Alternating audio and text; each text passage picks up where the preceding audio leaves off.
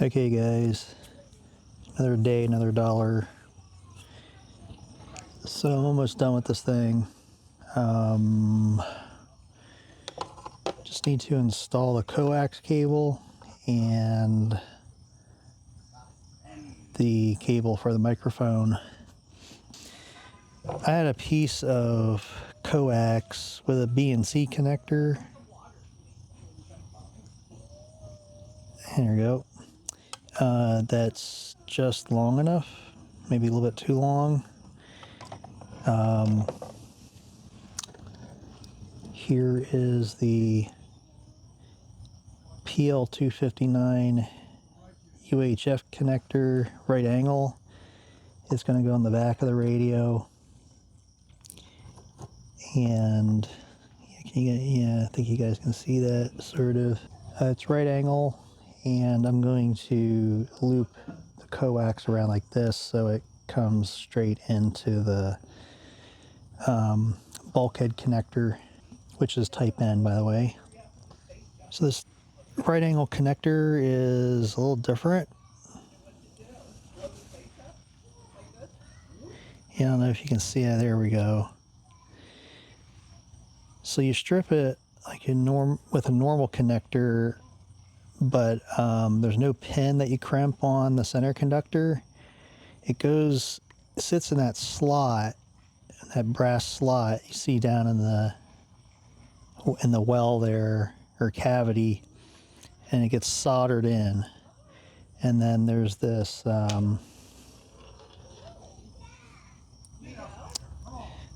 cap. This happens to be a screw cap. Some other connectors that do this, it's got a ridged edge, kind of like a quarter, and you use a clamp to squeeze it in, and it's basically permanently installed. It doesn't matter that you can take this screw cap off or not. There's not really, I'm not sure you're really, I mean, you got a crimp here. You're basically destroying the connector. You're not reusing the connector, so why have a screw access other than, maybe somebody doesn't have a clamp to do it or something, so most people have screwdrivers. All right, the other part of this is a type N male. Here's the center pin for it, and here's the ferrule to crimp over that with the coax installed. One thing I'll probably point it out at least one more time. When everything's trimmed or stripped to the right lengths, when this pin gets inserted, it's going to click, or it should click. Yeah, I'm not sure what on this pin grabs the detent, or maybe it's that hole right there that grabs something on the inside. But yeah, you don't want the crimp to be the only thing holding this, so you want to get it in far enough to hear the click. All right, strip tools.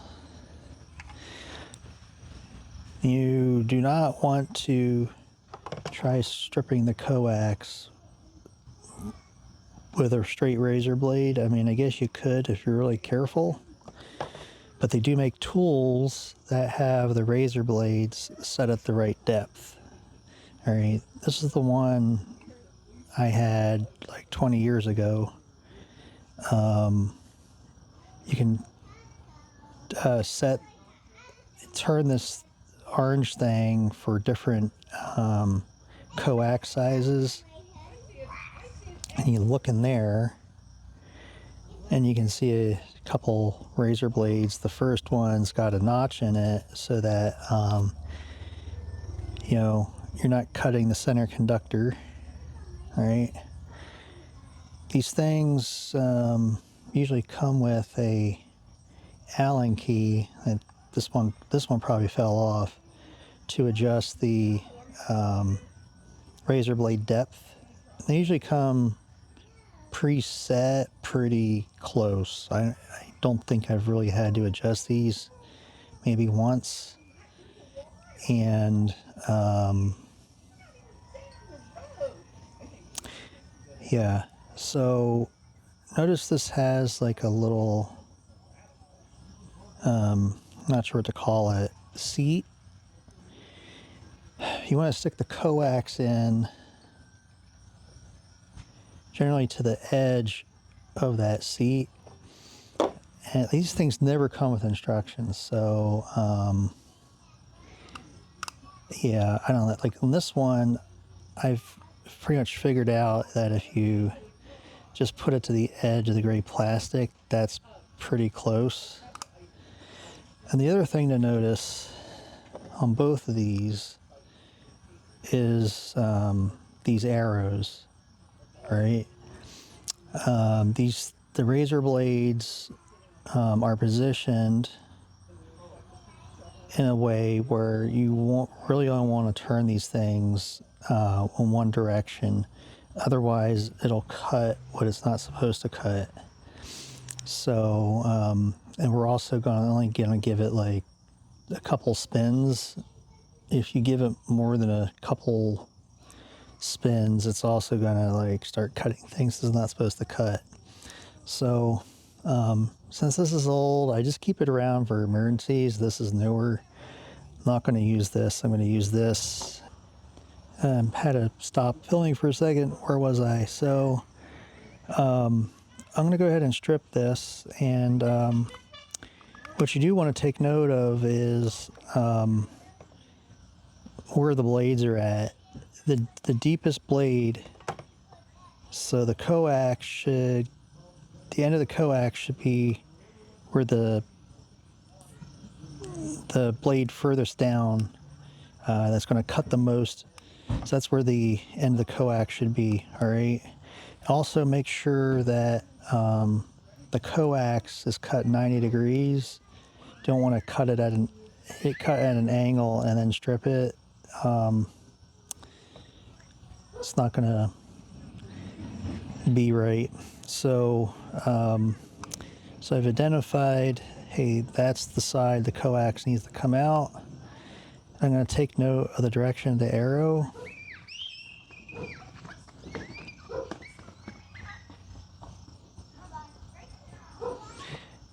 And I'm making sure, so I've got it seated on that yellow cradle.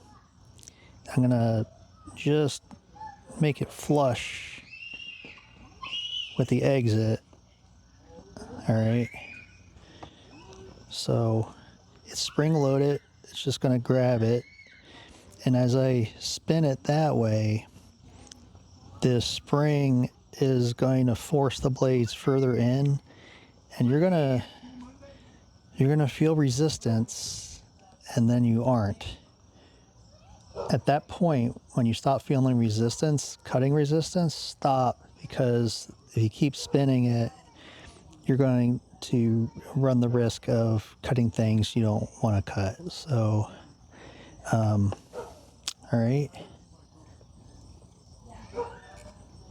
All right, there we go. And it's cut it in 3 different spots. So the first one is going to be the center conductor. The second one is going to be, it's going to cut all the way down to the center conductor. The second blade is going to cut down to the dielectric through the shield. So there's a braid in here, okay? It's going to cut through that shield down to the center conductor, and that's dielectric. The third one is just cutting the outer jacket and leaving the shield, okay? Yeah, hopefully you guys can see that. Yeah, all right. And then this barrel is going to fit under the shield but over the dielectric. And let me show you with this ferrule.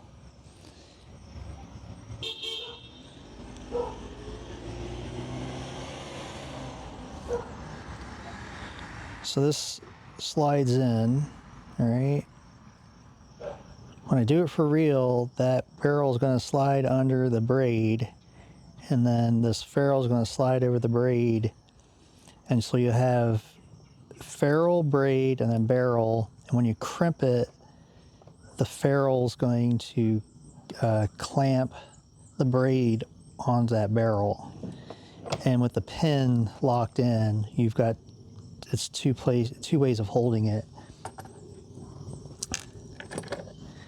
Same thing here, except there is no pin. It's going to be soldered onto the pin coming from the business end of the connector and crimped here, just like I showed you on the other one. So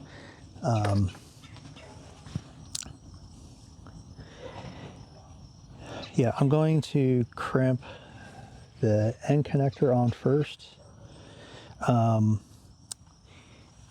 And this is a case where the first crimp you're going to have an open end.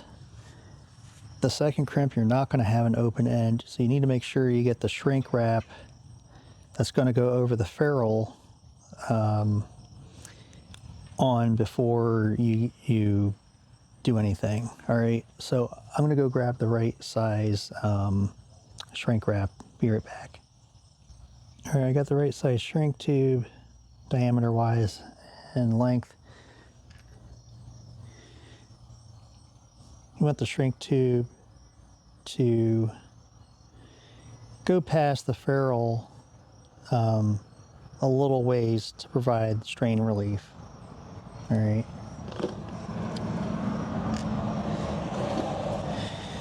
So let's talk crimp tools. So this is the crimp tool I use for the RG58 size coax. This is actually RG400.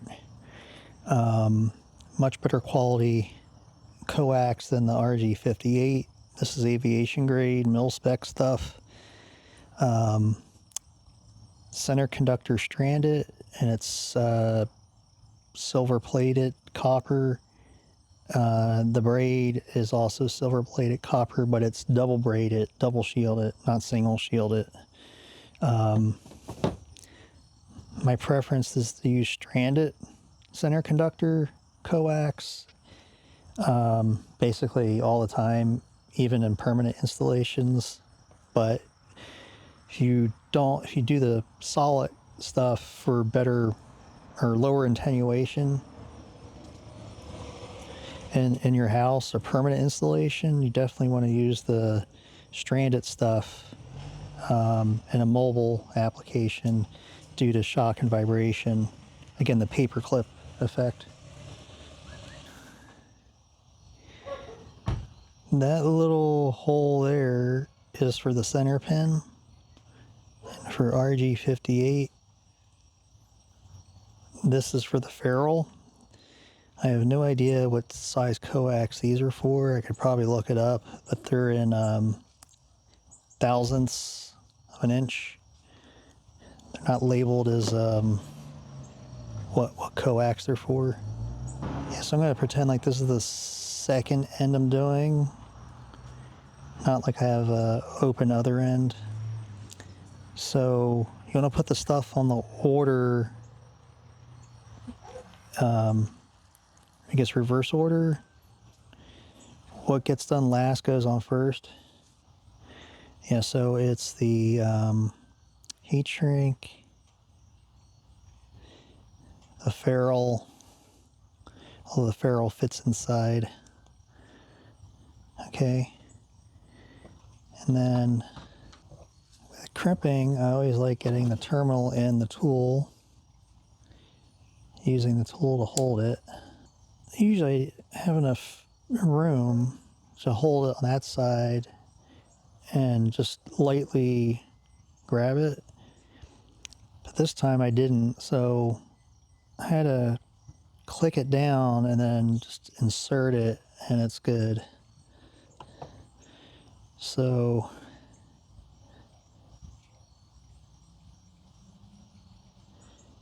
I'm just getting that center conductor in. Okay, and you're just gonna give it a squeeze. Okay,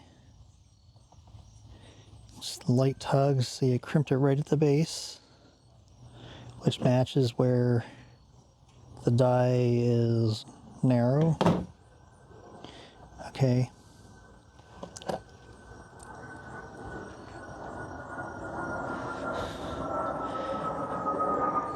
Guess it's rush hour for everyone, cars and airplanes.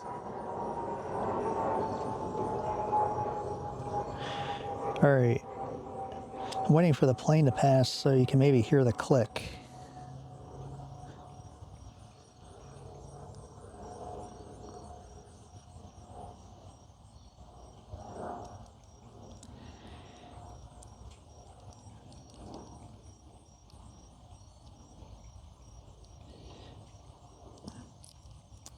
No, no click, no clicky.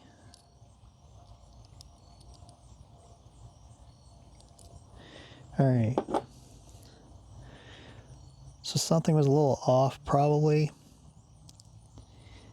So I'm just going to take a razor blade and trim that jacket back a little more so I can slide this barrel further down. So I'm going to do this off camera, guys. Sorry. All right.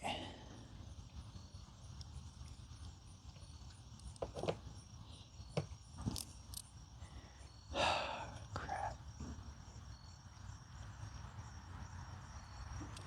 Guess I'm not going to get a click on this one.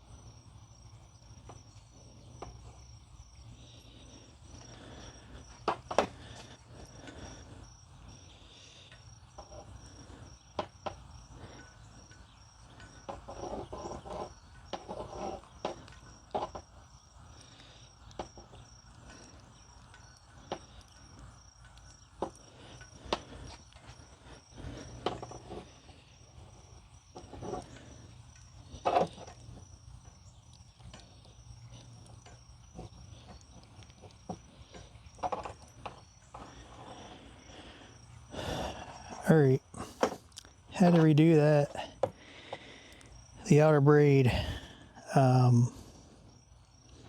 jammed up when I pushed it in, and after realizing that wasn't going to click, maybe because this style doesn't click, it just got too mangled up. And then the double braid on the RG400, it makes it really difficult to get the ferrule on. So sometimes I've been known to separate the outer braid from the inner braid and trim the outer braid off where it gets crimped.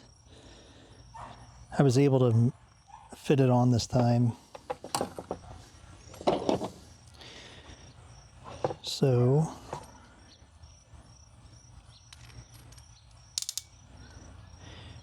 we're going to crimp that. Yeah. A little extra hard to crimp because that RG400 is got that double braid.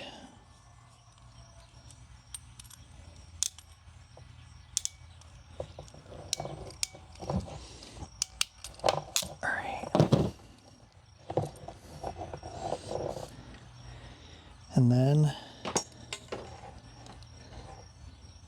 heat shrink.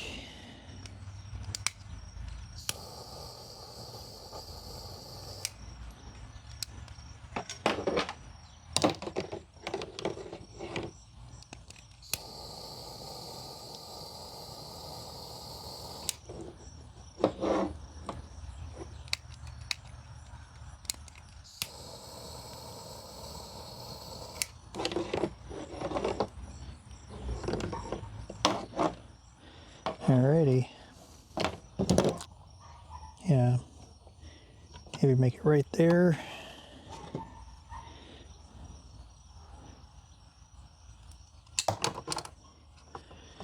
If it's not round, after you cut it, take a pair of pliers and just gently squeeze it around.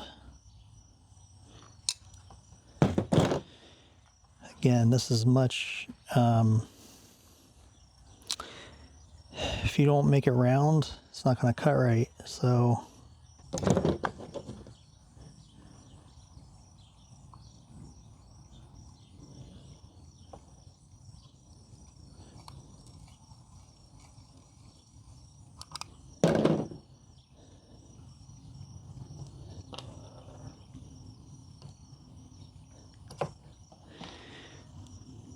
there you go.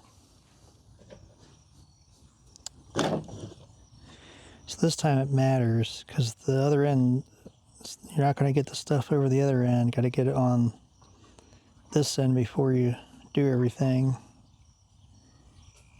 So heat shrink, ferrule, and then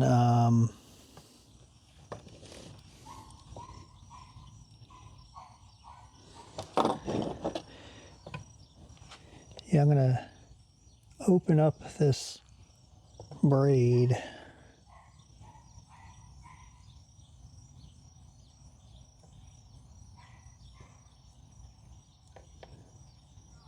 So it doesn't get squished.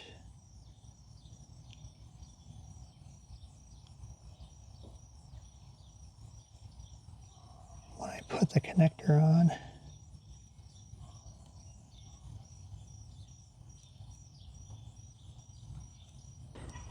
All right, for this next bit, I need the third hand. So I'm gonna strip it back about another 3/16 maybe.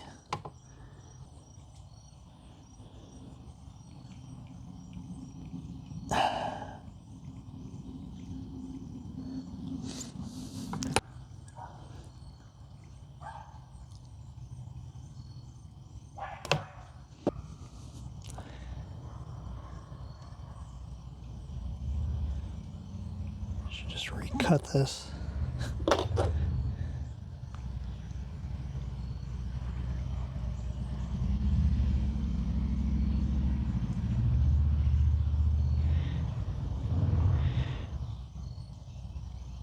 So that's the right length, guys.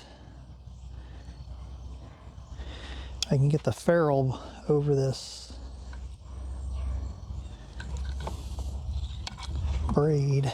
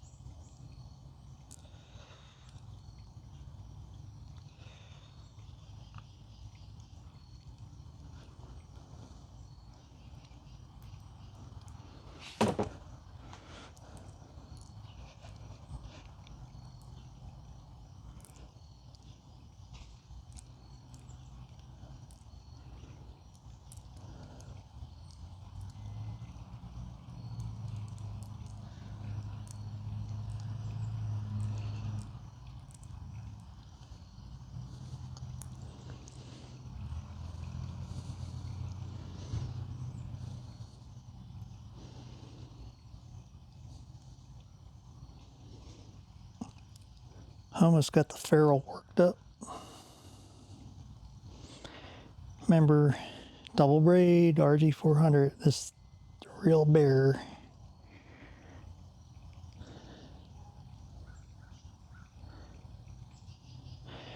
Alright, it's pretty much up as far as it's gonna go because there's a braid sticking out. Alright, I'm gonna get this, get it more or less clocked correctly. It's not gonna be clocked perfectly.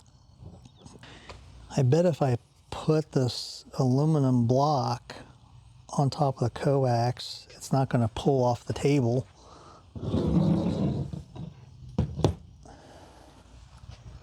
Alright, jeez Louise. Alright, I'm gonna get you guys on the table so you get a bird's eye view here. Alright guys, remember with the solder, when it heats up, clean it, tip off with a wet sponge to get rid of the oxidation.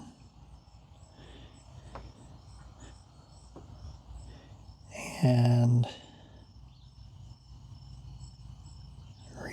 re-tin it.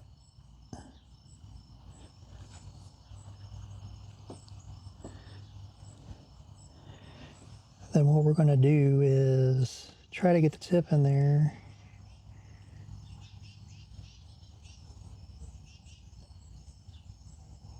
Get some heat on it.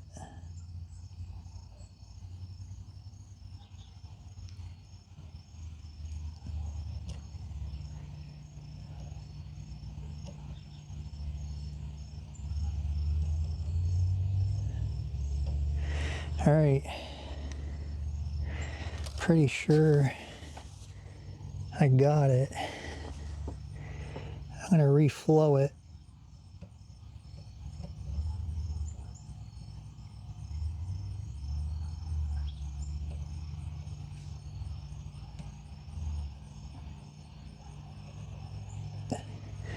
just to make sure I don't get a cold solder joint.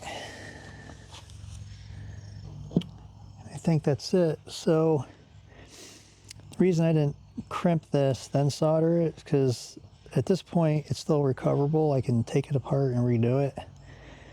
The minute I crimp that ferrule, there's no redoing this. So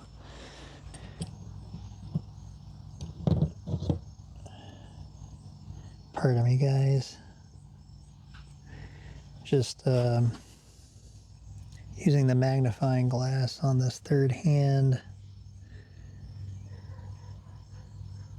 to look at that solder connection. It looks good. It's not dull, so I think I got enough heat on it. Yeah, cold solder joints tend to look dull.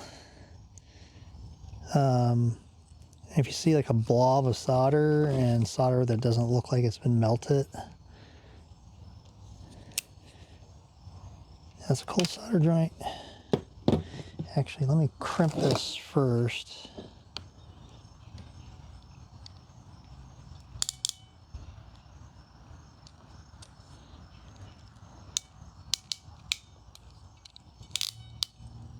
Alright, guys.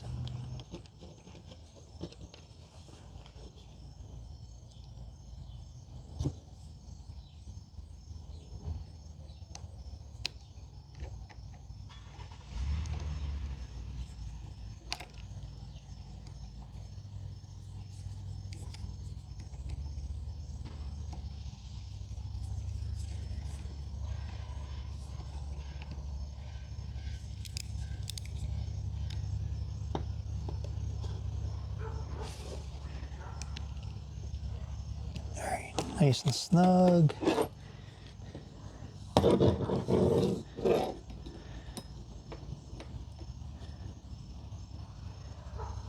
Heat shrink all the way up. Yeah.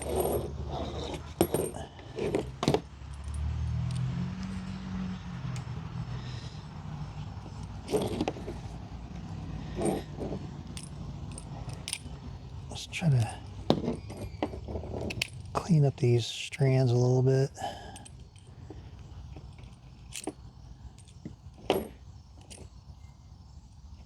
They're really thin strands, so you should be able to cut them with a utility knife.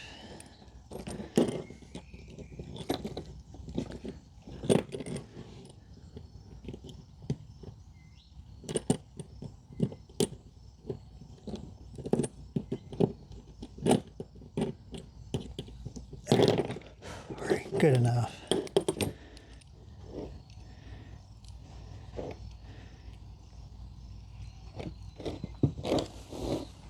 It's not like I'm trying to sell this or anything.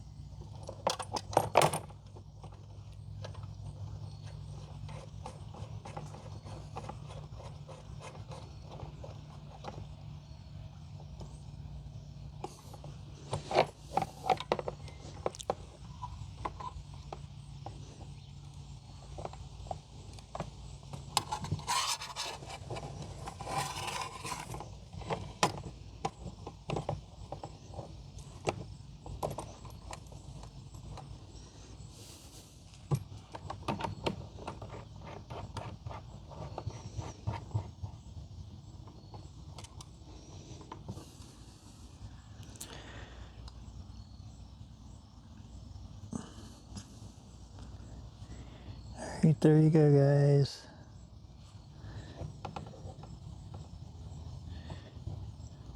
Right angle PL 259.